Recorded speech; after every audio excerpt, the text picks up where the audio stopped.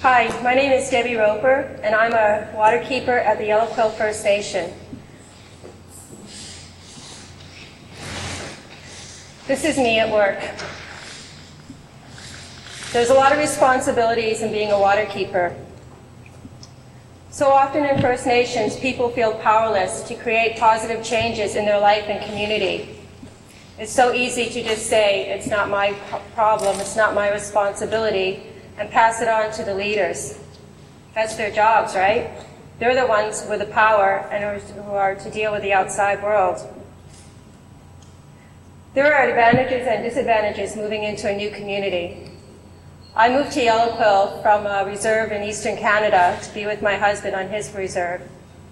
And like most reserves, there's never enough houses for everybody. So we stayed with relatives until we were able to get a house of our own. The first thing people tell you at Yellow Quill is don't drink the water. So we didn't. But in the meantime, my 8-year-old daughter at the time, she kept getting sick. She kept getting ear infections, and she ended up in the hospital with a stomach flu, they called it. So by this time, I was getting pretty frustrated and angry. There was lots of other children staying in the same house as us, and we all ended up with hoof and mouth disease, which is a bovine disease. I was quite upset. When I brought her to the local doctor, he couldn't believe what he was seeing. He had to look at his medical book just to verify that's what it was. There were blisters on her hands and feet and her mouth. We have no direct contact with livestock, so where was this coming from? It was also spring runoff time. I think it was the water. She was fine before we moved to Yellow Quill. It was the water, and that's what I felt, and that's what I knew. I spoke to other people in the community about this. I had asked them how long had the water advisory been there, and at that time it had been 5 years. 5 years is a long time. But nobody else seemed as upset or as mad. It was just the way it was.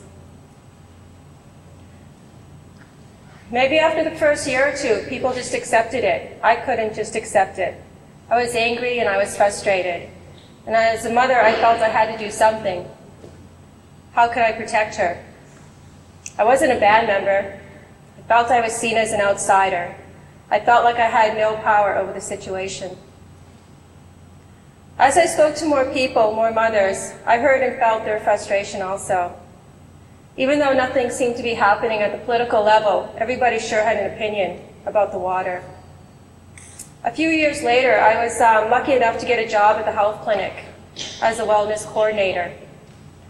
I was then asked to put together a survey to ask members about health problems and health-related problems to the water, and if they thought it came from the water. I was thrilled to be able to do that. That felt like progress. The survey showed that a lot of members had a lot of health problems on the reserve. It also told me that people still drank the water. This is before INAC provided the resources for the community to bottle its own RO water.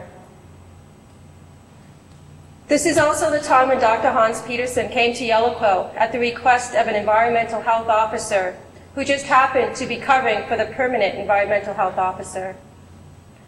The rookie environmental health officer's impression of the water situation alerted her that something was wrong here.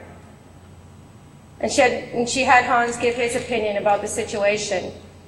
At last, the water situation finally started to move ahead. This was about 3 years ago. Today, I'm thrilled to say that the boil water order has been lifted after 9 years. Yellow Quill has gone from literally having one of the worst waters in the world to having the best. I believe this is due to the fact that when a few people dare to question and disagree with the experts, such as government officials, consulting engineers, and politicians, that you can move ahead and make progress. Sometimes we just trust people blindly because we think they know best. They're supposed to be the experts, so we let them make decisions that affect our lives. And why is that? Because we think they're more educated? Because it's their job to do what's in our best interest? I don't believe education necessarily makes you smart. It certainly doesn't make you wise, and it certainly doesn't make you ethical. We need to think critically about the information experts and governments give First Nation communities. Organizations have their own agendas, which are typically quite different from First Nations. Most organizations want to keep the status quo. It's safe and it's comfortable, and it's usually in their best interest, not ours. Since obviously the so-called experts and government officials will not change their methods of dealing with First Nations, maybe we must change the way we deal with them. We must remember to listen to our feelings, our instincts. They're there for a reason. Don't belittle them. I believe it's important that we set our own standards of excellence, not watered down rules and regulations and guidelines. First Nations have an excellent track record for protecting their land, air, water, wildlife, the whole web of life. I want to share this story that I read in David Suzuki's book, Sacred Balance. There was a First Nation community where they were being presented with a 10-year logging plan from a forestry company. The First Nations leadership rejected the 10-year plan. They told that company that a 10-year plan was not good enough. They told them to come back with a 500-year logging plan. I think that's progress. This looks like a good start to change the way First Nations deal with the so-called experts. In conclusion, I would like to make the point that I believe Yellow Quill's success in having a state-of-the-art water treatment plant is due to the fact that the community dared to stand up to INAC and not accept a quick fix to the old water treatment plant. Instead, they were able to put together a factual case of why INAC's solution would not work and a subsequent plan that would. With the help and support of Safe Drinking Water Foundation, Yellow Quill has been successful in achieving a solution that will produce safe, healthy water, not only for Yellow Quill, but could be the future of water treatment right across Canada. Thank you very much.